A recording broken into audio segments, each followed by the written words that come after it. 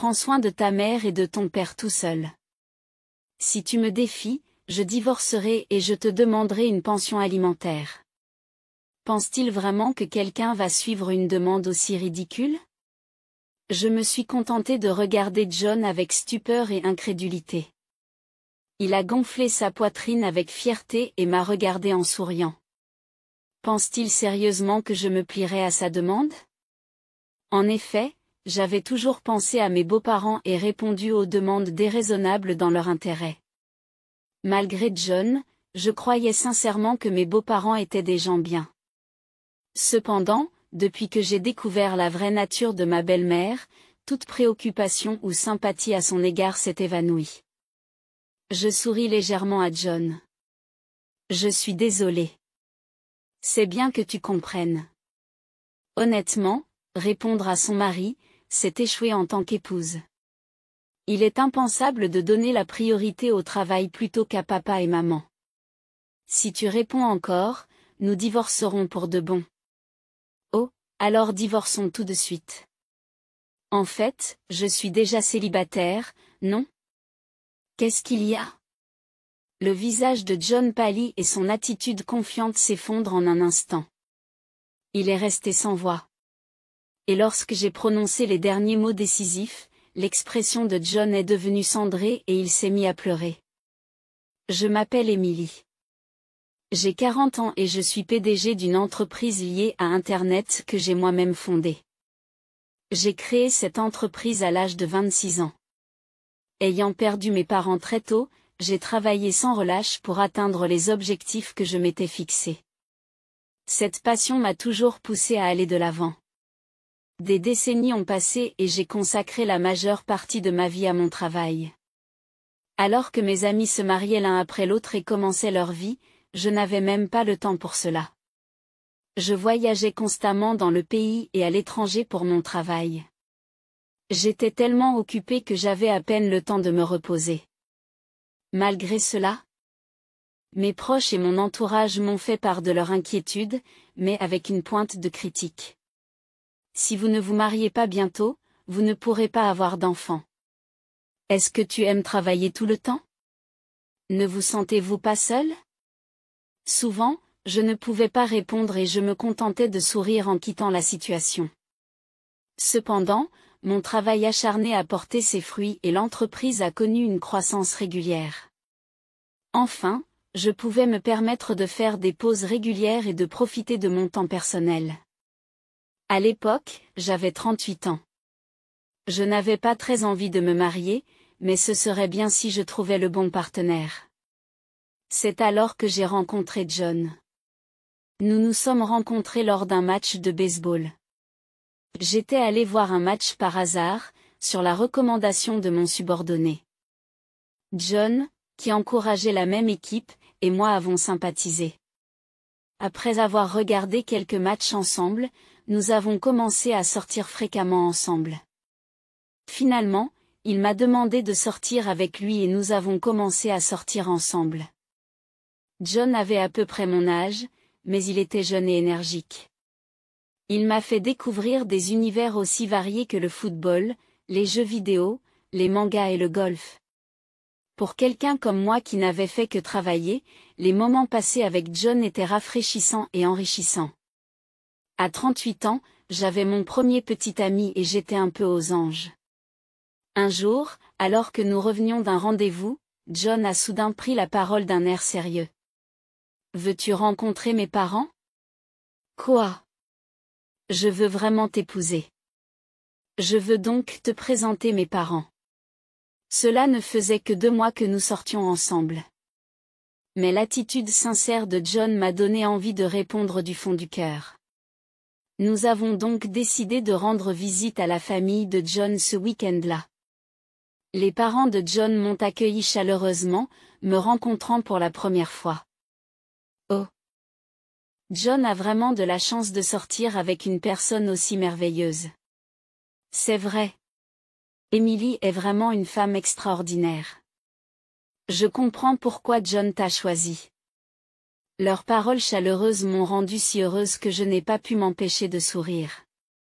John a également souri fièrement à côté de moi, en disant, tu vois, j'ai trouvé une personne formidable à 38 ans. Sa formulation était un peu décalée, mais il semblait que John l'entendait comme un compliment. J'ai pensé qu'un mariage avec des parents aussi merveilleux se passerait bien. Et j'étais soulagée que la rencontre se soit déroulée sans encombre. La seule chose qui m'a dérangée, c'est que John a appelé ses parents papa et maman. C'était une façon de s'adresser aux parents que je n'entendais pas souvent chez les hommes adultes de mon entourage. Au début, j'ai été un peu surprise. Mais j'ai décidé que cela variait d'une famille à l'autre et j'ai pensé que cela ne causerait pas de ressentiment. John semblait avoir une très bonne relation avec ses parents, ce qui est une bonne chose. De temps en temps, j'ai été gênée par le fait que sa mère félicitait John de manière excessive. Mais je trouvais cela attachant, comme un signe d'affection. Cependant, c'était un peu gênant lorsque le sujet de la cuisine était abordé. Émilie, es-tu douée pour la cuisine? Je ne sais pas si je suis douée, mais je prépare souvent des plats japonais. John réagit immédiatement.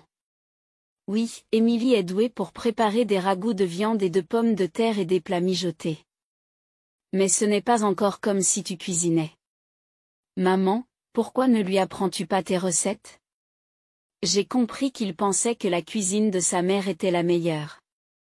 Mais sa formulation m'a laissé un sentiment mitigé. Ne remarquant pas mon expression subtile, sa mère a répondu avec joie. Oh, c'est très bien. Je dois t'apprendre beaucoup de choses pour le bien de John. À ma grande surprise, le jour même, les parents de John ont soudain demandé, « Quand penses-tu te marier? Quand penses-tu te marier ?» Mais ce qui m'a encore plus surpris, c'est la réponse de John. « Je veux me marier le plus tôt possible. La vie sera plus facile avec Émilie. C'est difficile avec un travail à temps partiel. » Quoi, un travail à temps partiel? Lors de notre première rencontre, John avait vaguement décrit son travail comme étant quelque chose comme la vente. J'avais également mentionné que je travaillais dans le domaine de l'Internet. Nous n'avions pas discuté en détail de nos emplois. J'ai légèrement pensé que nous aurions l'occasion d'en parler au fur et à mesure que notre relation s'approfondirait. Cependant, le fait qu'il travaillait à temps partiel. Je n'ai pas pu cacher ma surprise à ce sujet, et John a commencé à parler avec irritation de ma réaction.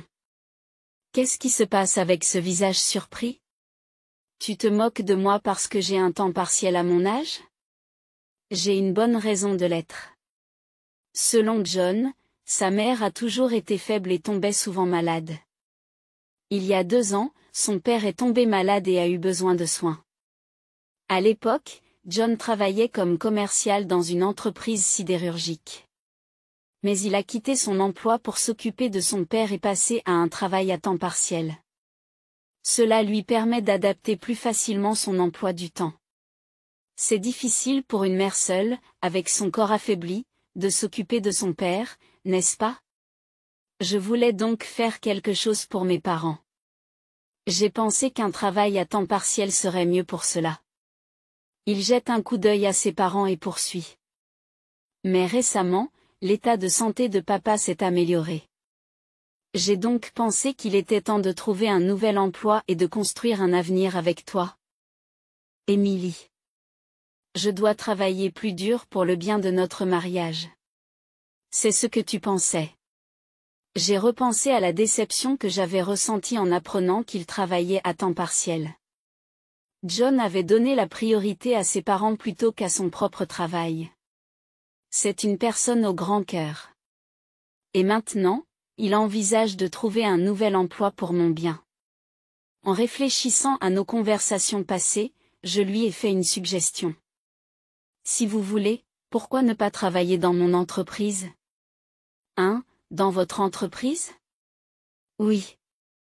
C'est un secteur différent, mais vous avez travaillé dans la vente, n'est-ce pas?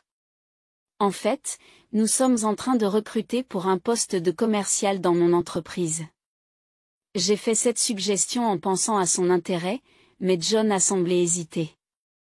Je veux travailler dans une entreprise où je peux bien gagner ma vie. Je veux rassurer papa et maman. Pensait-il qu'il ne pourrait pas bien gagner sa vie dans mon entreprise? J'ai donc réexpliqué la situation de mon entreprise. Je lui ai montré le site de travail, en détaillant notre chiffre d'affaires annuel de 50 milliards de yens. Je lui ai également présenté le salaire et les conditions de vacances. En écoutant cela, John s'est peu à peu montré intéressé. Je vois, ce n'est peut-être pas si mal après tout. En écoutant mes explications, John est devenu de plus en plus enthousiaste et a fini par postuler dans mon entreprise. Comme nous étions en train de développer le recrutement de vendeurs à ce moment-là, John a été embauché immédiatement. Et avec les encouragements des parents de John, nous avons décidé de nous marier. C'est incroyable de travailler dans la même entreprise qu'un couple marié. C'est vraiment formidable. Au fait, où se trouve votre département? Il pense toujours que je ne suis qu'une employée. En fait, je suis le propriétaire de cette entreprise, mais John ne le sait pas encore. Ce n'est pas que je le cachais. Mais je n'ai jamais eu le bon moment pour en parler. Sentant que c'était l'occasion parfaite pour me confesser, j'ai rassemblé mon courage pour lui dire la vérité. Cependant, John m'a interrompu avec des mots inattendus. Comme tu finiras par démissionner, ça n'a pas d'importance. Démissionner? Qu'est-ce que tu veux dire par là? Un sentiment d'inquiétude m'envahit. John m'a jeté un coup d'œil avec un sourire suffisant. Cette expression me fit froid dans le dos. Quoi, ça te pose un problème? Ce n'est pas que j'ai un problème, mais qu'est-ce que tu veux dire exactement? Je n'ai pas l'intention de quitter mon travail pour l'instant. C'est parce que j'ai des enfants ou quelque chose comme ça? Mais mon entreprise offre de solides congés de maternité et de paternité. Des enfants? Pas question. Je suis trop occupée à m'occuper de papa et maman. Qu'est-ce que tu veux dire par là? Alors que j'incline la tête en signe de confusion, John imite mon geste et prend un ton moqueur. Je veux dire mes parents. Je t'ai dit qu'ils avaient besoin de soins. Oh, ton père. Mais tu as dit qu'il allait mieux ces derniers temps. C'est pour ça que tu as recommencé à travailler, non? Même s'il va mieux, ils vieillissent tous les deux. Vous n'êtes pas inquiet? Ou as-tu l'intention de négliger tes devoirs d'épouse? Je n'arrivais pas à comprendre ce que disait John. Après avoir mis de l'ordre dans mes idées, j'ai compris qu'il essayait de me refiler la responsabilité de prendre soin de ses parents. D'après ses paroles, il semblait avoir l'intention de me faire quitter mon travail à l'avenir pour m'occuper d'eux. Je ne dis pas qu'il faut démissionner tout de suite. C'est plus facile financièrement, si nous travaillons tous les deux. Mais à partir de maintenant, nous irons chez mes parents le week-end. Qu'est-ce qu'il y a? Pourquoi? Je n'étais pas tout à fait préparée à parler de la prise en charge d'un proche. J'avais l'intention de les aider et je voulais les soutenir un jour. Mais je n'avais jamais imaginé qu'on me demanderait de prendre en charge tous les soins et d'aller chez ses parents tous les week-ends à ce stade. Ce qui m'a le plus choqué, c'est le changement d'attitude de John. Avant le mariage, il était toujours positif et fiable, mais après le mariage, il semblait être une personne différente. L'homme en face de moi ne ressemblait pas au John que je connaissais. Je ne me suis pas mariée pour vivre avec quelqu'un comme ça. Je voulais fermer les yeux et fuir la réalité, mais la voix furieuse de John m'a impitoyablement ramenée à la réalité. Tu es ma femme, alors ne me défie pas. Tu comprends? Je n'ai rien pu répondre à la transformation soudaine de John. Ce n'était pas l'avenir que j'avais imaginé. Je n'avais qu'une idée en tête, divorcer, même si c'était mal vu socialement. Retrouver ma vie était plus important que de perdre du temps avec quelqu'un que je n'aimais pas. J'ai rapidement obtenu les papiers du divorce. John les avait déjà remplis. Si tu me défies, je divorce immédiatement. John semblait penser que s'il me menaçait de divorcer, je ne pourrais pas répliquer. Chaque fois que nous nous disputions, il me brandissait les papiers du divorce sous le nez. Lorsque je m'excusais, il les remettait avec suffisance dans le tiroir du salon, en disant « N'oublie pas, je peux déposer cette demande à tout moment ». Récemment, comme je n'ai pas été provocante, il a cessé de me menacer avec les papiers du divorce. Je ne sais même pas s'il se souvient de leur existence. Lorsque j'ai commencé à me préparer au divorce, je n'ai ressenti aucune culpabilité à l'idée de divorcer de John. Mais le problème, c'était ses parents. Suivant l'exemple de John, nous avons rendu visite à ses parents tous les week-ends. Emily. Merci d'être venue malgré votre emploi du temps chargé. Cela nous donne vraiment de l'espoir de vous voir avec John. Ces mots d'appréciation m'ont permis de tenir le coup dans cette situation. 6 mois après le début de notre mariage, John et moi avons commencé à rendre visite à ses parents séparément. Au début, j'ai fait un effort pour m'adapter à l'emploi du temps de John, même si nous n'avions pas les mêmes disponibilités. D'ailleurs, le fait que je sois PDG est toujours un secret pour John. Avant le mariage, cela aurait pu être différent, mais maintenant je ne veux pas qu'il le sache. S'il découvrait que je suis le PDG, cela causerait sans aucun doute des problèmes. Bien qu'il soit facile de le découvrir en faisant quelques recherches, John ne semble heureusement pas au courant. John a beaucoup de problèmes en tant que mari, mais il a aussi des problèmes au travail. Je veux résoudre les problèmes qu'il a causés à l'entreprise et divorcer dès que possible. Mais qu'adviendra-t-il de sa mère? Elle a toujours été gentille avec moi et je ne veux pas la rendre triste. C'est avec ces inquiétudes que je me suis rendue chez ses parents, comme d'habitude. En arrivant chez mes beaux-parents, j'ai ouvert silencieusement la porte d'entrée et j'ai enlevé mes chaussures comme d'habitude. Ces derniers temps, au lieu de sonner à la porte, j'entrais directement dans la maison. Aujourd'hui, ce n'était pas différent, alors j'ai pénétré à l'intérieur sans un mot. J'ai entendu la voix de John depuis l'arrière-boutique. Il était censé être au travail aujourd'hui, mais quelque chose avait peut-être changé. Me sentant un peu mal à l'aise, j'ai emprunté le couloir et me suis arrêtée en entendant leur conversation. Cette fille ne sait rien faire. Elle fait le ménage à moitié. Elle est sérieuse, mais tu n'aurais pas pu trouver quelqu'un de mieux? C'était la mère de John? Mais elle parlait d'un ton sarcastique que je n'avais jamais entendu auparavant. Presque comme une autre personne. Parlait-il de moi? La même belle-mère qui m'a toujours félicitée? Ma poitrine s'est serrée. Je ne voulais plus rien entendre, mais mes pieds ne voulaient pas bouger. Désolée, maman. C'est peut-être de ma faute si je ne l'ai pas assez bien formée. Mais avec un peu plus de travail, elle sera plus utile. Pour l'instant, elle est assez agréable et rapporte de l'argent. Je suppose donc que nous pouvons la tolérer. Peut-être devrions-nous lui donner un peu plus de temps, compte tenu de son potentiel. Tandis que John et sa mère discutaient joyeusement, mon cœur battait la chamade. Ils parlaient sans aucun doute de moi.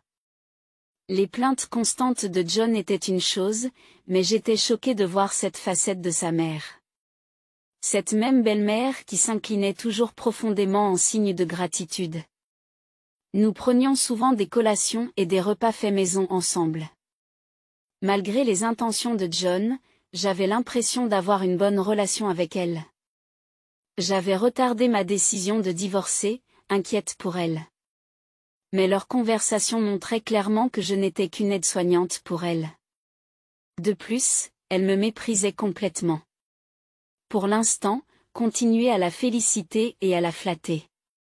De cette façon, elle fera tout ce qu'elle veut. John, apprends de moi. Un idiot peut être utile si on l'utilise à bon escient. En entendant cela, j'ai rapidement quitté la maison. Après m'être calmée, j'ai envoyé un email à John. Je serai occupée pendant un certain temps, donc je ne pourrai pas te rencontrer ou te contacter. Je ne pourrai pas non plus répondre au téléphone.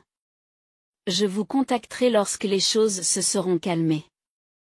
Après cela, j'ai reçu de nombreux appels, non seulement de John, mais aussi de la maison de ses parents. Je n'ai répondu à aucun d'entre eux. Des messages vocaux ont été laissés avec la voix criarde de John. Pourquoi causez-vous des ennuis à ma mère? Viens t'excuser immédiatement. Tu n'as pas le choix. J'ai ignoré ses ordres, sachant que je ne pouvais pas les respecter. J'ai fait en sorte d'éviter John au travail et j'ai passé mon temps après le travail à l'hôtel.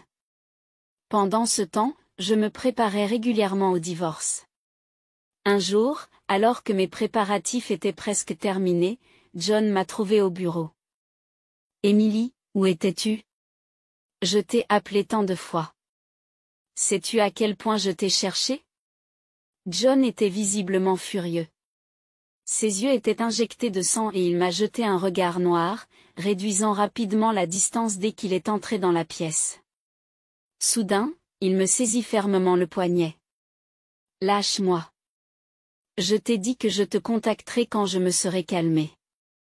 Tu ne te soucies pas de mes parents?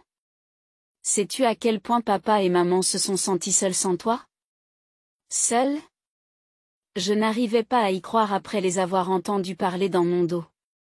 Tout mon corps tremblait de colère. Je voulais le faire taire immédiatement, en lançant toutes les accusations qui me venaient à l'esprit.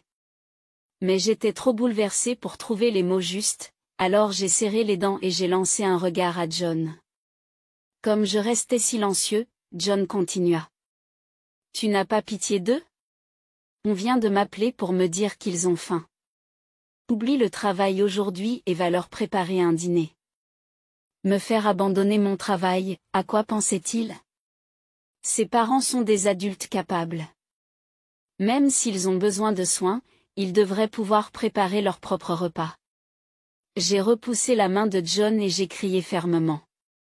J'ai une réunion importante aujourd'hui. Il est hors de question que je la rate pour ça. Si tu es si inquiet, pourquoi ne pas prendre un jour de congé et aller toi-même chez tes parents? Il n'y a aucune raison pour que je sacrifie mon travail important pour eux. Je ne pouvais pas imaginer abandonner ma carrière pour de telles personnes. John a été surpris et a reculé. Il ne s'attendait probablement pas à ce que je résiste après m'être plié à ses exigences pendant tout ce temps. Et, qu'est-ce que tu me dis? Comment oses-tu parler ainsi à ton mari? Je voulais te le dire depuis longtemps, mais tes valeurs sont tordues. Qu'est-ce que ça veut dire en tant qu'épouse? Ce sont tes parents, n'est-ce pas? Ne devrais-tu pas t'occuper de toi-même avant de m'en confier la responsabilité? En effet, le travail de Jean consiste aujourd'hui à préparer des documents et à assister à des réunions. Il pouvait reporter la préparation des documents et reprogrammer les réunions sans trop de conséquences. S'il se souciait vraiment de sa mère, il devrait prendre un jour de congé. Le fait qu'il ne le fasse pas signifie qu'il n'est pas si inquiet. Pourtant, il m'impose ses exigences déraisonnables. C'est absurde et cela me rend malade. Qu'est-ce qu'il y a de si tordu? Qu'est-ce qui est si tordu? Pourquoi devrais-je baisser la tête et prendre des congés pour te couvrir? Me couvrir? Qu'est-ce que vous entendez par là? Mettons les choses au clair. Écoute. Depuis que tu as épousé cette famille, c'est ton devoir de prendre soin de mes parents. Si tu ne peux pas le faire, tu n'as aucune valeur en tant qu'épouse. John s'est précipité, bombant le torse comme s'il avait dit quelque chose de grand. Il avait l'air d'un enfant. Ces paroles ne me font pas peur. Qu'est-ce que cela veut dire, au juste, la valeur d'une épouse? Pourquoi devrais-je être évaluée par lui? Alors, qu'attends-tu exactement de moi? Je soupire en posant la question, et John rit d'un air moqueur. Tu es censé t'occuper de mes parents. Si tu te plains, nous divorcerons et je te ferai payer une pension alimentaire. Pense-t-il vraiment que des exigences aussi ridicules vont fonctionner? Je regarde John avec incrédulité. Il avait l'air suffisant, comme s'il en avait un. Jusqu'à présent, je m'étais plié à ses exigences par égard pour ses parents. Je croyais que ses parents étaient des gens bien. Mais maintenant que je connaissais la vraie nature de sa mère, je n'avais plus aucune raison de m'inquiéter ou d'éprouver de la sympathie. J'ai souri froidement à John. Oh, alors divorçons tout de suite. En fait, je suis déjà célibataire, n'est-ce pas? Qu'est-ce qu'il y a? Le visage de John pâlit sous le choc. Il me regarde d'un air confus. Qu'est-ce que tu racontes? As-tu vraiment déposé les papiers du divorce? Mais comment? Oui, je les ai déjà déposés. Tu te souviens, tu m'as toujours montré ces papiers de divorce remplis. En 10 ans, je peux demander le divorce à tout moment. Tu as oublié que tu les avais laissés dans le tiroir du salon? Et n'hésite pas à demander une pension alimentaire, mais que je la paie est une autre histoire. Es-tu fou? Tu te rends compte de ce que tu as fait? Bien sûr, je suis parfaitement sain d'esprit. Nous sommes déjà des étrangers. Alors que je parlais calmement, John crachait de frustration. Tu vas le regretter. Parler en retour à ton mari fait de toi une femme ratée. Je suis content d'être débarrassé de toi. Donner la priorité au travail plutôt qu'à mes parents, c'est incroyable. Je m'en excuse. Exactement. Contrairement à toi, je donnerais la priorité à mes parents même si je devais perdre mon travail. Je ne suis pas aussi froid que toi. Dit John avec assurance. Si c'est le cas, il aurait dû prendre des congés pour aider ses parents dès le début. Se plaindre en rejetant toutes les responsabilités sur moi, c'est fuir ses responsabilités. Ne me parlez plus au travail. J'aurais dû trouver un emploi dans une autre entreprise. Le commentaire délibéré de John en partant m'a poussé à bout. Alors? Tu es viré. Ai-je dit de la voix la plus froide que j'ai jamais utilisée dans ma vie. John s'est arrêté dans son élan et s'est retourné avec un quoi? Viré? Tu n'es pas mon patron. Es-tu devenu fou à cause du choc du divorce? John a ricané. Il pensait toujours que je plaisantais. Je soupire doucement et regarde John en face. Qu'est-ce qu'il y a? Qu'est-ce qu'il y a? Le corps tremblant et les yeux méfiants de John montraient qu'il avait compris que quelque chose n'allait pas. J'ai pris une grande inspiration et j'ai parlé calmement. C'est toi qui te trompes. Tu ne sais même pas qui est le PDG de l'entreprise pour laquelle tu travailles? Le PDG? Vous? C'est pas possible. Le visage de John se tordit d'incrédulité, il sortit précipitamment son smartphone et commença à chercher. À mesure qu'il fixait l'écran, son visage devenait de plus en plus pâle. Il a enfin compris la vérité. Vous êtes vraiment le PDG de cette entreprise? John tomba soudain à genoux, tremblant et baissant la tête. On dirait que tu as enfin compris. Non, Emily. Je ne savais rien. Tu ne savais pas? Non, tu n'as même pas essayé de le découvrir, n'est-ce pas? Je ne l'ai jamais caché, mais il y avait d'innombrables occasions pour qu'il le découvre. Tout comme aujourd'hui, une simple recherche sur son téléphone aurait immédiatement révélé mon nom. John n'a jamais montré le moindre intérêt. Tout ce qui l'intéressait, c'était le salaire et les jours de congé. C'est pourquoi ses performances au travail ne se sont jamais améliorées. Je n'ai jamais été important pour vous. Tout ce que vous et votre famille vouliez, c'était une femme qui travaillerait gratuitement. N'importe qui aurait pu s'occuper des soins, n'est-ce pas? John tente désespérément de nier, mais son visage reste pâle. Non, ce n'est pas vrai. Si j'avais su que tu étais le PDG, je ne t'aurais pas demandé de t'occuper des enfants. J'aurais pris soin de mes parents moi-même et je me serais assuré que vous continuiez votre travail. Quel changement d'attitude commode.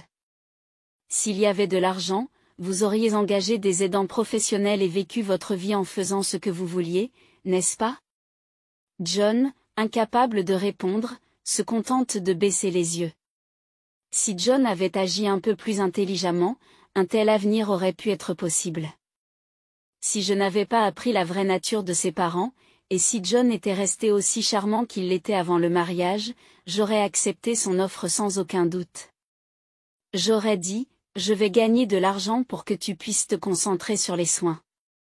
Et je l'aurais pensé du fond du cœur. Si ses parents et John n'avaient pas changé après le mariage, cet avenir était tout à fait possible. C'est John lui-même qui a laissé échapper cette opportunité. S'il te plaît, Emily. Reprenons tout à zéro. Nous nous sommes amusés, n'est-ce pas? Allons encore dans des endroits différents. S'il te plaît. En effet, toi et les endroits où tu m'as emmené étaient toujours agréables. Un léger espoir se dessine sur le visage de John. Alors, mais il semble que tu faisais semblant d'être quelqu'un d'autre pour m'épouser. En réalité, notre vie après le mariage a été profondément décevante. C'est parce que la conversation est terminée.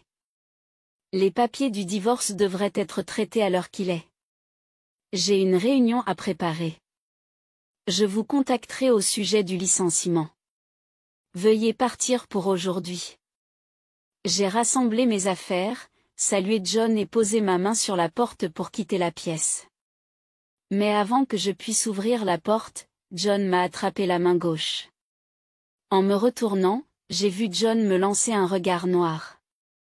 Je lui ai répondu par un regard noir et lui ai demandé, a-t-il quelque chose d'autre? Quelque chose d'autre? Cette conversation n'est pas terminée. Décider soudainement de divorcer. Puis découvrir que tu es le PDG, et maintenant je suis viré? Comment puis-je accepter cela? C'est trop. La discussion sur le divorce a commencé avec toi. C'était censé être une menace. Et tu aurais dû me dire que tu étais le PDG. Manifestement, John avait essayé de me contrôler en me menaçant de divorcer. Et alors qu'il était choqué par le fait que j'étais le PDG, il m'a reproché de ne pas le lui avoir dit, évitant ainsi sa propre responsabilité. J'ai ressenti une immense colère face à son refus d'accepter quoi que ce soit. Et ses tentatives incessantes de rejeter la faute sur autrui. La mâchoire de John s'est serrée et il a grincé des dents. Il semblait regretter d'avoir perdu son ticket repas, mais ce n'était pas mon problème. Tu es vraiment trop égoïste. Tu devrais assumer la responsabilité de ton ignorance et de ton manque de prévoyance. Le visage de John devint rouge de colère et il éleva la voix. Vous êtes un lâche. Il est inacceptable qu'un PDG d'une grande entreprise renvoie un employé juste pour son propre intérêt. Ce genre d'acte scandaleux ne sera pas toléré. Il a bombé le torse comme s'il était un héros de la justice. Son raisonnement est puéril. Comment peut-il être aussi myope? Voyant qu'il ne comprenait pas, même après tout cela, je n'ai pu que secouer la tête. John, voyant ma frustration, rit d'un air suffisant. Tu ne peux pas discuter parce que tu sais que j'ai raison, n'est-ce pas? Allez-y, poursuivez-moi en justice. C'est toi qui auras des ennuis. Je suis trop abasourdi pour parler. Si nous allons au tribunal, c'est toi qui auras des ennuis. Qu'est-ce que tu racontes? J'ai interrompu les paroles de John et j'ai commencé à énumérer les noms des employés. Sasaki aux affaires générales, Sakamoto aux ventes. Misaki et Ashida de la comptabilité, quelqu'un d'autre? Demandai-je à John, qui commença à transpirer et à regarder autour de lui nerveusement. Qu'est-ce que tu veux dire? Tu le sais très bien. Ce sont les employés que vous avez constamment harcelés.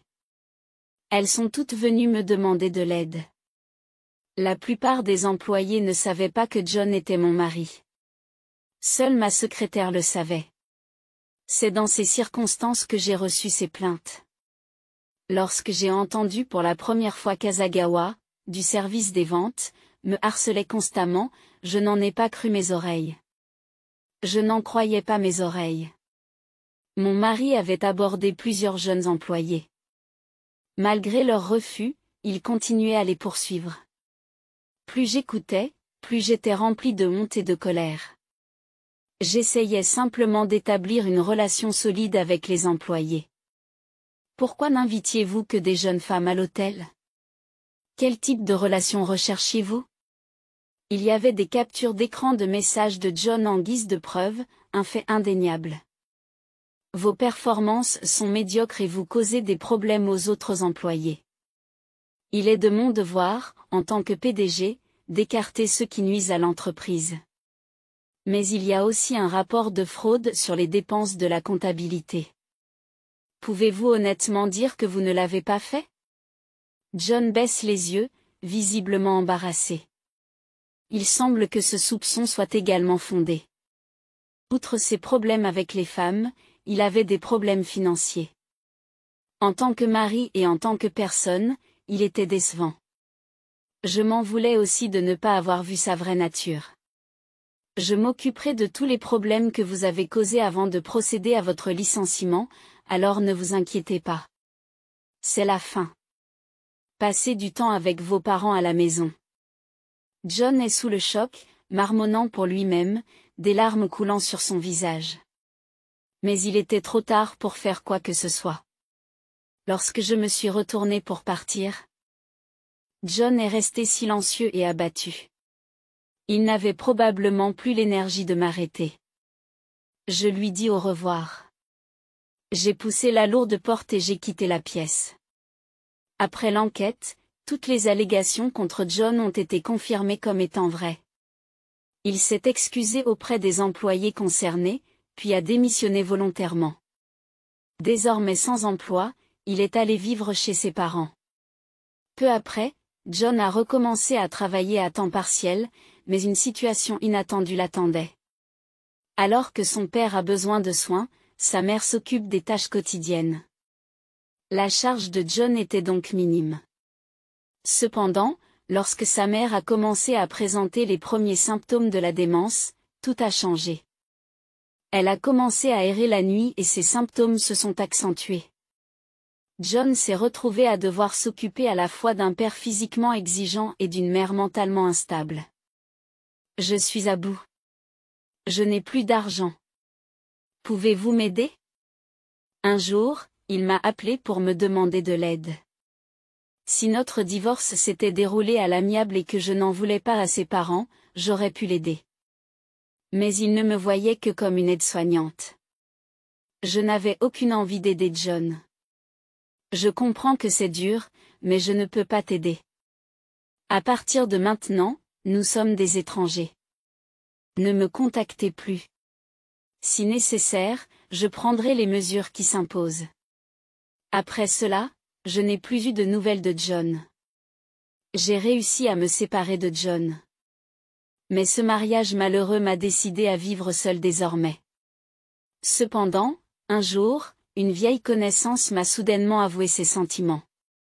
En me rappelant mon expérience avec John, j'ai hésité à me remettre avec quelqu'un.